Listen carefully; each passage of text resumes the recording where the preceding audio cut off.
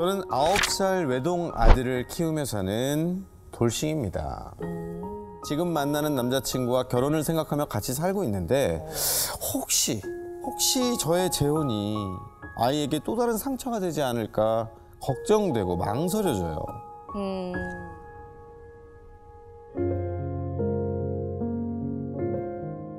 아이에게 아빠를 만들어주고 싶다가도 오히려 아이를 생각해 헤어져야 하는 건가 싶기도 하고 마음이 계속 왔다 갔다 하는데 저는 대체 어떻게 해야 할까요?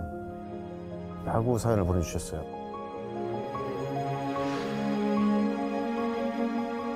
직접 만나보실게요. 어디 계신가요? 네, 반갑습니다. 네, 반갑습니다. 실례가 안 되면 아이가 아들인지 딸인지 한번 여쭤볼 수 있을까요? 아들입니다. 아들입니다. 네. 그럼 아이에게 혹시나 상처가 되지 않을까 고민이 좀 된다고 하셨는데 그렇게 생각하게 된 이유가 좀 있을까요? 자기가 선택하지 않은 재혼 가정이 되는 게 나중에 성장 과정에서 엄마는 마음대로 그냥 둘에서 셋이 돼버렸고 이렇게 원망을 할까 봐 나중에. 그래서 아예 전혀 이제 결혼이라는 거는 이제 나는 이제 아니다, 이번 생은 아니다라고 생각을 했는데 한날 아이가 크게 잘못된 행동을 해서 회초리를 들고 이야기를 아이랑 했어요. 훈육을 했는데 사람인지라 너무 화가 나서 감정적으로 대하고 나가 이렇게 소리를 질렀어요, 아이한테. 어머. 근데 아이가 눈물을 뚝뚝 흘리면서 혼자 옷을 입고 나가더라고요. 아이고. 근데 제가 잡고 싶었어요. 그러니까 이리 와서 다시 얘기하자, 안아주고 싶었지만 저는 이미 아이에게 훈육 도중이었고 나가는 아이를 잡지 못하고 아이는 복도에서 소리 없이 울고 저는 그 걱정이 되니까 그 현관문에서 문 닫은 채 둘이 소리 없이 그냥 울었던 적이 있었어요. 근데 거기서 문득 생각이 나는 게 신은 부모를 둘로 만든 이유는 있을 거라고 갑자기 문득 생각이 나더라고요. 너무 마음을 닫고 살았나, 새로운 가정에 대한, 결혼에 대한 벽을 너무 쌓고 살았나. 그래서 조금씩 열린 거예요, 마음이. 그러면은 남편 되실 분은 지금 여자친구분께서 아이 때문에 결혼을 좀 고민하시는 것 같은데 알고 계셨어요? 네. 싫다고 계속 밀어내긴 했는데 그냥 결혼을 왜 망설이냐, 그 이유가 뭐냐 하고 이제 아들 때문이다 그러면 저는 그거는 좀 아닌 것 같다. 더 만나보고 그래도 아니면 그때는 뭐 어쩔 수 없지만 그게 아니라면 한번 만나보는 것도 나쁘지 않겠냐. 그러면은 남편 되실 분은 초혼이신 거예요? 이번 결혼하시면? 네. 그럼 아이에게 어떤 아빠가 되어주겠다라고 뭐 다짐을 하신 게 있어요? 그냥 다 똑같지 않을 거예요. 그냥 어느 누구보다 더 아빠 같은 아빠? 진짜 멋있으시다. 맞아요. 그럼 혹시 뭐 남자친구분과 이제 함께 사시면서 아이나 본인에게 좀 바뀐 점들이 좀 더 있을까요? 일단 패턴이 상당히 바뀌었어요. 그냥 아침, 점심, 저녁 잘 잤어? 잘 자? 이불 덮어주고 셋이 함께 하게 됐잖아요. 좋네요. 맞아요. 네, 그게 저는 아이를 의식하지 않았는데 아이가 심리 상담을 해요. 받고 있는데 심리 상담 들어가기 전에 아이가 스티커를 붙여요. 오늘 기분의 스티커. 기분 스티커. 네네네네. 네, 근데 보통 다 화남이었어요, 아이가 늘. 근데 같이 지내고 나서 기쁨으로 바뀌더라고요, 스티커가. 오, 너무 잘 됐다. 그래서 선생님이 이유를 물어봤대요. 왜 이렇게 기뻐해? 요새는 기쁜 일이 많은가 봐 했는데 요새는 마음에 후시딘을 그 연고를 바른 것처럼 그냥 뭐 이렇게 나 다 낫는 것 같아요 라고 선생님한테 그렇게 말을 했다는 거예요.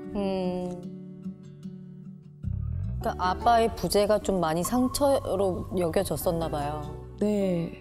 근데 저는 몰랐어요. 저는 그냥 제가 모르고 싶었었나 봐요, 아마도. 그럼 남자친구분과 아이의 관계는 어떻습니까?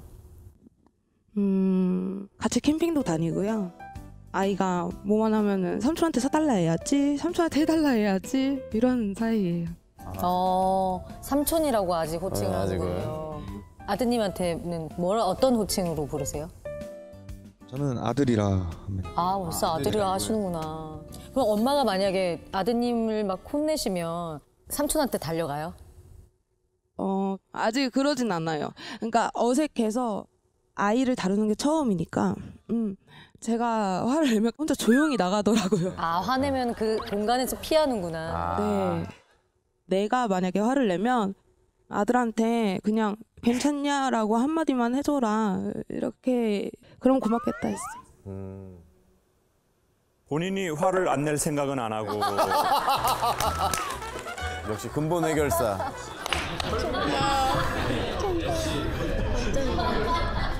본인은 해놓고 너희들이 정리를 좀 잘해라 라고 하는 어머니이시네요. 근데 이제 우리 어머니는 지금 30 초반이세요. 어떻게 되는 거예요? 32살입니다. 그래요. 32이면 엄청 젊은 나이란 말이에요. 근데 그 사고의 프레임이 옛날 사람들이 갖고 있는 좀 요 딱 그 시선에 대한 요 그 프레임이 있으신 것 같아요. 그게 뭐냐면 또 이번에 내가 두 번째인데 또 여기서 또 내가 끝이 좋지 않으면 어떡하지? 그러면 아이는 더 스트레스를 받을 텐데, 더 나에 대한 신뢰가 없어질 텐데, 더 상처를 받을 텐데, 그러니까 애초에 시작하지 말아야지. 지금 32살인데 저희 큰 누나 같단 말이에요. 지금 큰 누나 몇 년 있으면 칠순이란 말이에요. 그래서 저는 이렇게 말씀드리고 싶어요. 결혼이라는 것이 쉽지 않고 전혀 다른 두 사람이 하나의 가정을 이루고 산다는 것 자체가 매우 복잡하고 때로는 우리가 또 뭔가를 놓쳤을 수도 있고 후회할 일이 있었을 수도 있는데 그러면 거기에 대해서 또 우리는 어떻게 바라볼지 그것이 되게 중요한 거거든요. 근데 우리는 이제 이게 없고 그냥 이렇게 했냐 안 했냐 요 프레임으로만 보니까 이제 그 다음 삶은 없어지거나 그렇게 돼버린 것 같아요. 맞아요. 그리고 설령 이 결과의 끝이 좋지 않다 하더라도 이별을 하고 나서 우리의 그 다음의 삶은 또 있단 말이에요. 그러면 그 삶에 대해서도 그 사고의 프레임은 대처 방법이 절대 못 되더라고요. 맞아. 그러니 이거는 해라 마라 이 문제가 아니라 조금씩이라도 우리가 세상을 유연하게 조금씩 접근했으면 좋겠는 거예요. 가족에 대해서도 사랑에 대해서도. 그러면 어떻게 해야 되느냐? 저는 아들이니까 아들 입장에서 말할게요. 뭐 저는 하나의 지극히 한 의견밖에 안 되지만 엄마가 나한테 살짝 미안해하는 마음은 전 있는 건 좋다고 봐요. 왜냐하면 엄마가 미안해하지 않는 거는 약간 상처가 될 수 있을 것도 같아요. 그런 엄마들도 있거든요. 엄마도 처음부터 엄마였던 게 아니야. 실수하고 실패하면서 배운다고 김창옥 강사님께서 말씀하셨어. 제발 저의 이름을 그렇게 팔아쳐먹지 맙시다. 잘못된 구독자. 예를 들어 저 같은 경우에는 아버지하고 저하고 저희 아버지가 이제 청각장애가 있으셨기 때문에 저는 아버지하고 대화 같은 대화를 한 번도 못 해봤어요. 단 한 번도.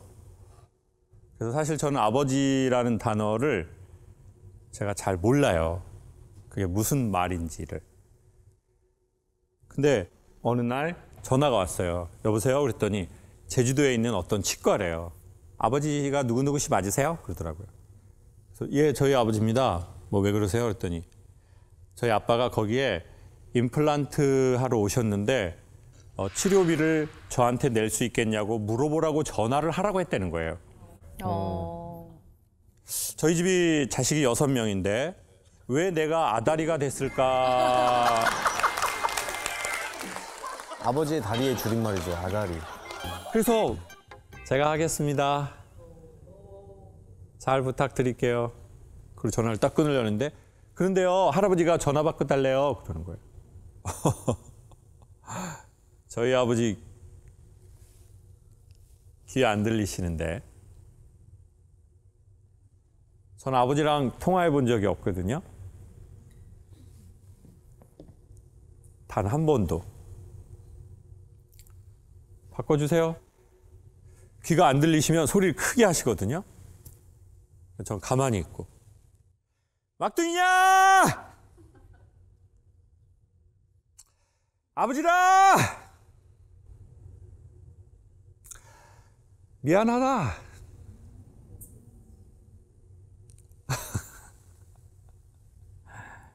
근데 미안하다는 얘기를 진짜 미안하신지 작게 하시더라고요. 마음이 진짜 미안하신가 보네. 그 생각이 들더라고요.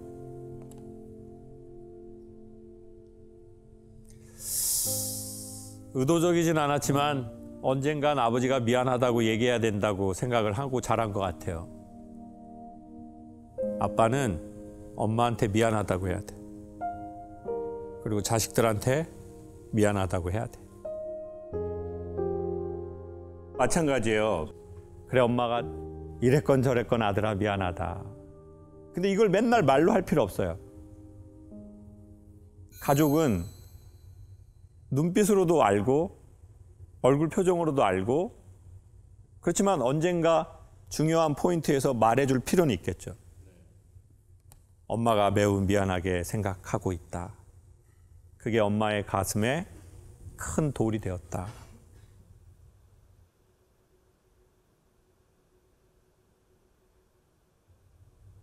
그리고 그 아들도 그걸 느껴요. 엄마가 나한테 미안해 한다는 걸. 그렇죠. 근데 아들들이 그러진 않아요. 엄마 나한테 미안해야 돼. 이런 아들들은 아마 거의 없을 거예요. 아들 입장에서 진짜 바라는 건 뭐냐면, 제가 보기에 엄마가 당연히 지금 어리니까 나를 소외시키지 않기를 당연히 바라고, 근데 엄마가 좀 건강하게 살아갔으면 좋겠어요. 우리 엄마가 건강하게 자기의 삶을 살아갔으면 하는.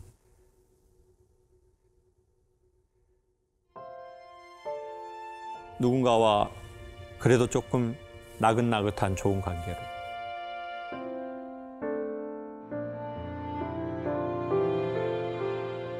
그러다가 우리는 또 의도치 않게 또 사이가 틀어질 수도 있고 때로는 이별을 할 수도 있습니다. 그러면 거기에 대해서도 또 엄마가 그렇게 또 노력도 하고 그랬는데 엄마가 또 이런 결과를 갖고 오게 됐다.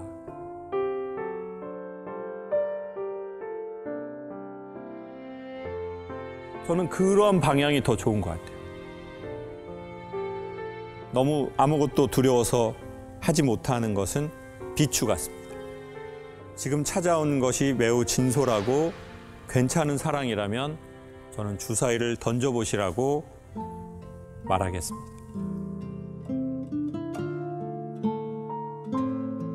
아들, 우리는 너가 제일 소중해.